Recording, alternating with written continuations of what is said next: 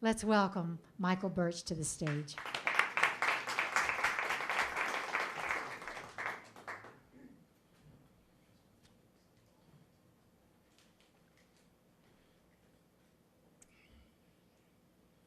As my grandchildren would say, sweet.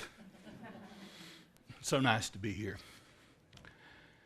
I'm a timid person. 6 feet 4 inches tall in a pink shirt. And I'm a timid person.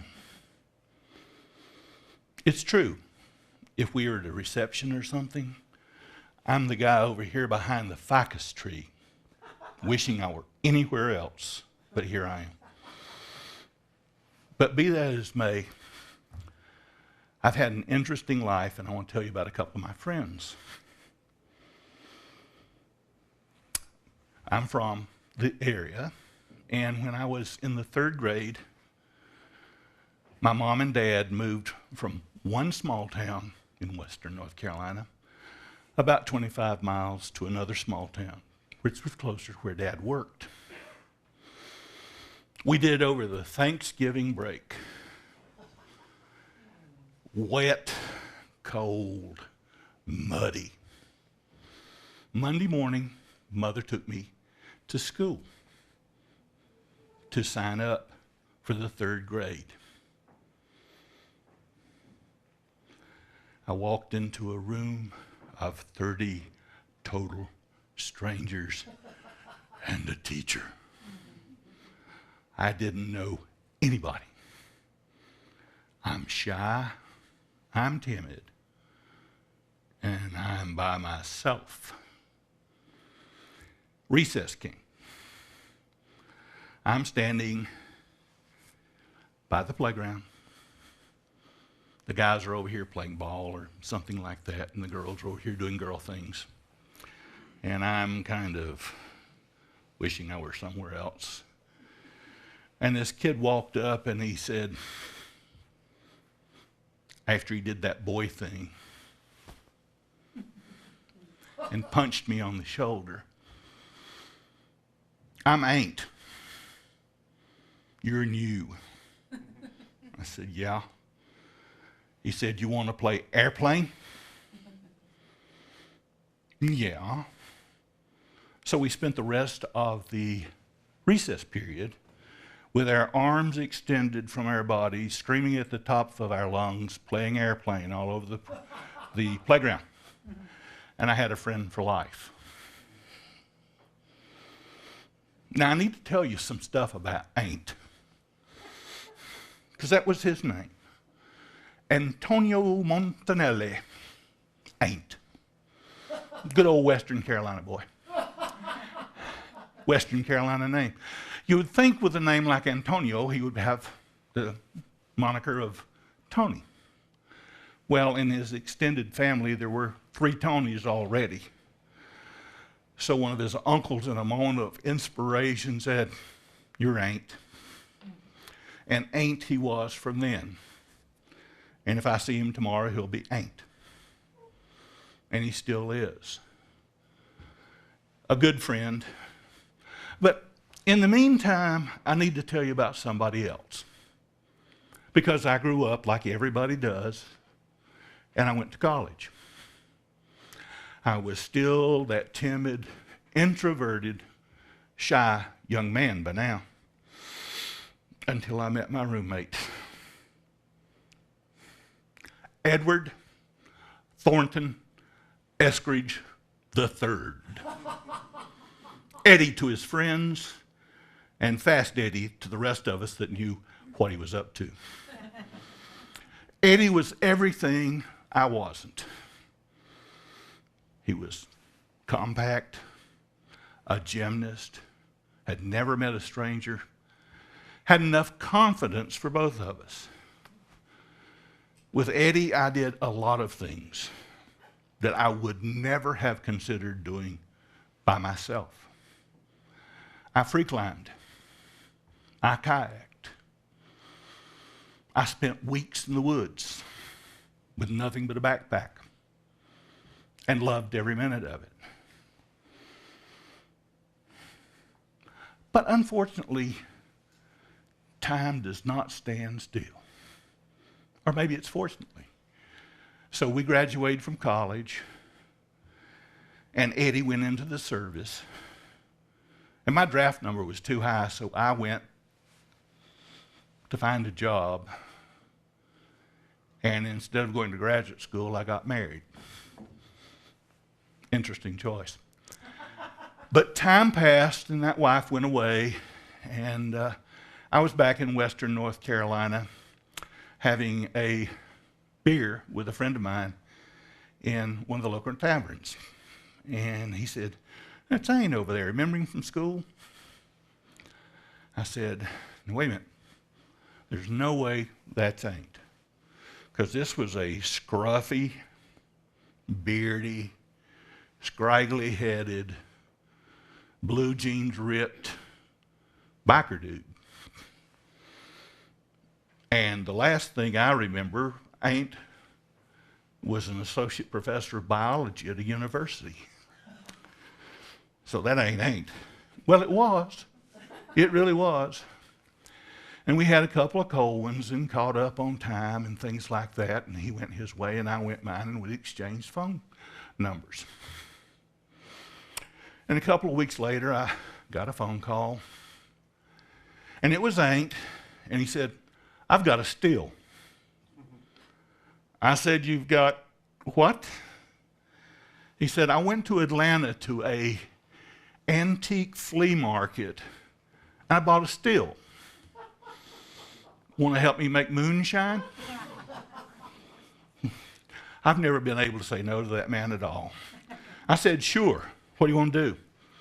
He said, "Come out to the house, and we'll clean the still up, and we'll make some moonshine." Now, at this point in time, Ain't was living in a 125-year-old cabin above Cullowhee that had neither plumbing or heat. An ideal place to make moonshine. It had running water from a spring that was so cold your teeth would ache in July.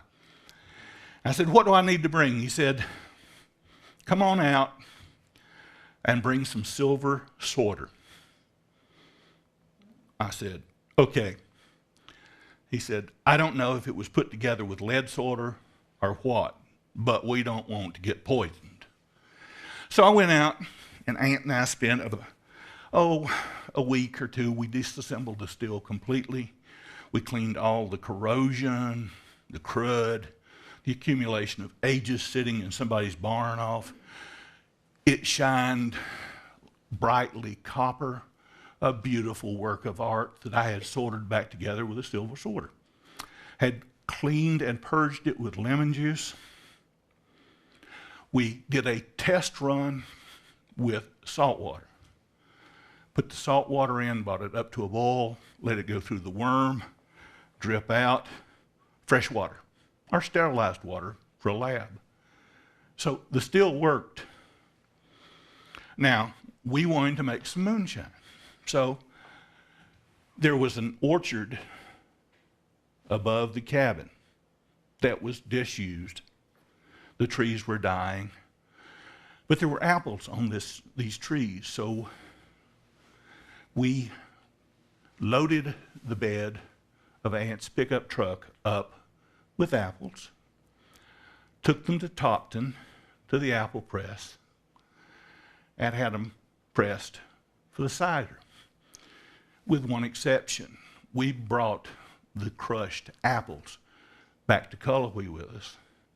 We put them in clean 55-gallon garbage cans with some corn, just a little bit of sugar, and water, and let nature take its course.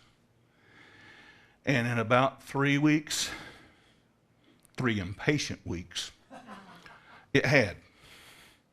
And it stank to high heaven. If you've ever been on a farm, particularly a dairy farm, where they use silage to feed, which is chopped up corn, and it's spring of the year, and the last of the silage is there, and it's fermented and kind of rotted, and it's got this odor that it makes a skunk smell good.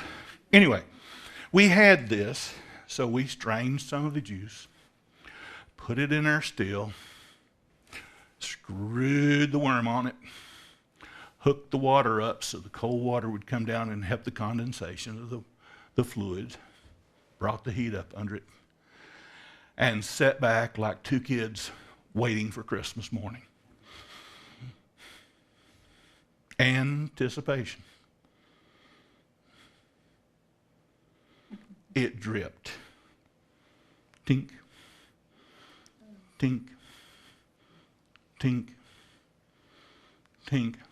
Can't you make the damn thing go faster? Tink. Eureka! It's alcohol. We are now felons. At that time, it was illegal. It was a federal offense to do untax paid alcohol. Now, I'm Scotch-Irish, and my ancestor didn't want the damn king to charge tax on their alcohol in Ireland and Scotland, so why would I want to pay taxes on my alcohol here? So we had a business going. It was a barter business. We traded gallons of alcohol for many and assorted things, for food, for other agricultural products used both to sustain the body and the psychic. We drank lots of Gallo wine so that we would have the jugs to put the alcohol in. Anyway, Leapfrog Milch was in at that time. God, I can think about drinking that stuff now. But anyway, we had a system going. We distilled this stuff, and we even did some triple distilling, and on a hygrometer, we had 157% alcohol on a level of 200, which makes it about 87, 90 proof. It would kill skin cells in your throat if you drank it by itself. It was lab-grade alcohol. Anyway, to continue the story, busy little bees making alcohol. We had also learned that if before screwing the worm on the top of the vessel, as it came to a boil, the really volatile esters of alcohol would rise first. So if you stuck your head over it and took a great big deep breath and held it as long as you could get drunk in about 2 of those snorts. You cut out the stomach, the liver, and everything else. Those vapors went through your sinuses straight into your brain. Now, every good story has a point at which there's tragedy. Tragedy struck. We were making alcohol one evening, and we had done the breathing exercises as simply a scientific experiment. And we took a nap. Now, this was not a labor-induced nap. We were drunk. And we went to sleep. And about 3 o'clock in the morning, we were awakened by the sound of a giant hand crushing a very large Coke can. Our still had imploded. We had not loosened the worm after we had distilled it because we were otherwise occupied, and a vacuum had formed, and it sucked the still into a crumpled mass. We held a memorial service the next day. And a woeful Michael came back to Asheville. I hadn't been in Asheville but a couple of days, and I got a phone call. It was Eddie. I don't know where Eddie got my phone number to this day. I hadn't seen Eddie since right after our graduation from college, because he went into the services as a conscientious objector, and I missed the draft, as I told you, with my number being so high. Eddie was in jail in Winston-Salem for driving under the influence at a rather extreme rate of speed.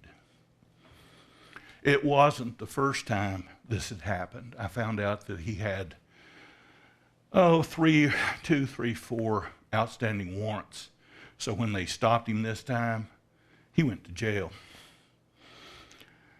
I guess I was his only phone call. The next day I was in Winston-Salem and I used my MasterCard to get him out of jail. I stayed about 3 weeks with Eddie, helping him fight his demons. We beat them back some. I'm not sure we ever killed any of them. Vietnam did that to a lot of guys, even those that didn't go over. But as I have grown and known these two men, I have realized that I have something that's better than all of King Midas's gold ever thought about being. I have two men that are my friends. And they can call on me, and I can call on them, and we'll be there for each other. And there ain't nothing better than that. Thank you.